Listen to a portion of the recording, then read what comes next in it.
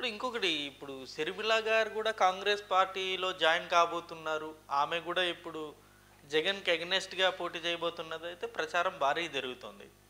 ఇక్కడ ఆమె పార్టీ విలీనం చేసి కాంగ్రెస్లో రాబోతుంది. మరి ఆమె గనుక ఆంధ్ర రాజకీయాల్లో కాంగ్రెస్ పగ్గాలు చేయబడితే ఆ డ్యామేజ్ వైఎస్ఆర్సీపీకో లేకపోతే జగన్మోహన్ రెడ్డి గారికి అవ్వదంటారా? అవదు. ఏ రకంగా? మా పార్టీ సిద్ధాంతాలు వేరు, కాంగ్రెస్ పార్టీ సిద్ధాంతాలు వేరు. కాంగ్రెస్ పార్టీ ఈ రాష్ట్రాన్ని విడగొట్టి ఇబ్బంది పెట్టింది ప్రజలకు. అది ప్రజలకు అందరికీ తెలుసు. ఓ వ్యక్తి వల్ల రాష్ట్రం అంతా మారుతుంది అనేది అబద్ధం. కాంగ్రెస్కి అంత పుషప్ వస్తుంది అనేది కూడా నేనైతే నమ్మలేదు. సో వల్ల అయితే ఎలాంటి ఎఫెక్ట్ లేదంటారు? లేదనేది నా అభిప్రాయం అంతే. బట్ ఇక్కడ ఎక్కువగా ఉన్నది ఈ కాంగ్రెస్ నుండి వలస వచ్చిన వాళ్ళు వైఎస్ఆర్సీపీలో ఎక్కువగా ఉంటున్నారన్నది ప్రధానంగా వినపడుతున్నమాట. అది కరెక్టే. మరి వాళ్ళందరూ మళ్ళీ కాంగ్రెస్ వైపు వెళ్ళే అవకాశం కాంగ్రెస్ నుండి వచ్చిండేదే. అంటే ఆ రోజుల పరిస్థితులు, ఆ రోజుల కథ, ఈ రోజు వరకు మా నాయకుడి మీద ఉండే నమ్మకంతో మేము పార్టీలోనే ఉంటాం. ఏంటి పోతాం కాంగ్రెస్ నుండి వచ్చినామని. ఇప్పుడు మీ పార్టీలో టికెట్ రాని వాళ్ళందరూ ఇప్పుడు కూడా తెలుగుదేశంలో ఉన్న వాళ్ళు కూడా కాంగ్రెస్ నుండి వచ్చిన వాళ్ళే.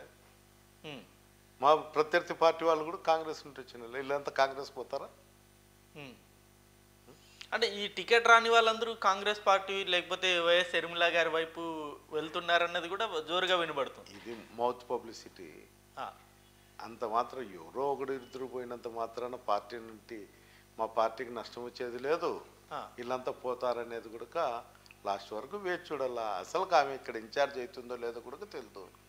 వరకు ప్రజలు, మీడియా ఇదంతా ఎక్స్పోజ్ చేస్తారు. వెళ్తే ఇంపాక్ట్ అవుతుంది. మీ నుండి ఒక 45 మంది వెళ్ళిపోతున్నారు వైఎస్ఆర్సీపీ పార్టీ నుండి అంటున్నారు. అది పోయినప్పుడు మాట్లాడదాం. ఇప్పుడేం పోలేదు కదా. ఒకరైతే వెళ్ళారు, మంగళగిరి ఆర్కే గారు అయితే వెళ్ళారు.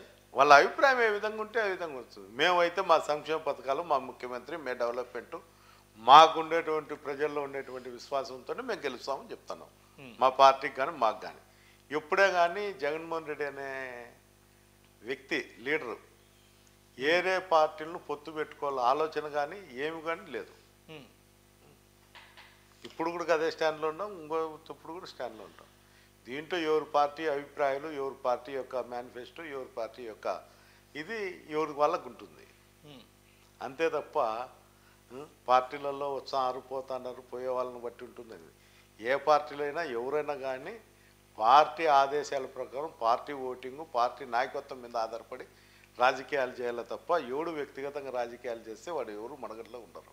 ఇప్పుడు ఒకవేళ మీకు టికెట్ లేదు, లేకపోతే ఇవ్వలేని పక్షంలో మీరు ఇదే పార్టీలో కొనసాగుతారా? కొనసాగుతా ఖచ్చితంగా. జగనన్న పార్టీ ఉన్నంత కాలం, మాకు ఊపిరి ఉన్నంత కాలం జగనన్న ఎంబడితే నడుస్తా. అది నేను మనస్ఫూర్తిగా చెప్తున్నారు ఈ మాట. మనస్ఫూర్తిగా ఎక్కడ కావాలంటే అక్కడ వచ్చి నేను చెప్పగలుగుతా. స్వాగతిస్తా కూడా ఆయన కోసం. ఎందుకు అంత మెంటల్గా ఎందుకు ఫిక్స్ అయ్యారు? అంటే ఈ రోజు కాదు, మాకు ఆ ఫ్యామిలీతో అటాచ్మెంట్. వాళ్ళ అబ్బున్నప్పుడు నుండి మాకు ఆ ఫ్యామిలీతో అటాచ్మెంట్. జగన్ గారితో ఆ ప్రయాణం, వాళ్ళ ఫాదర్తో, వాళ్ళ అబ్బతో, మళ్ళీ దీంట్లో ఎలాంటి సందేశం. సో మీరు రాజకీయాలు చేసేది లేకపోతే మీ జర్నీ కొనసాగేది కేవలం జగన్ గారి కోసమే? అంతే. ఆయన ఇచ్చిన టికెట్ ఇచ్చినా ఇవ్వకుండా ఆయనతోటే ప్రయాణం.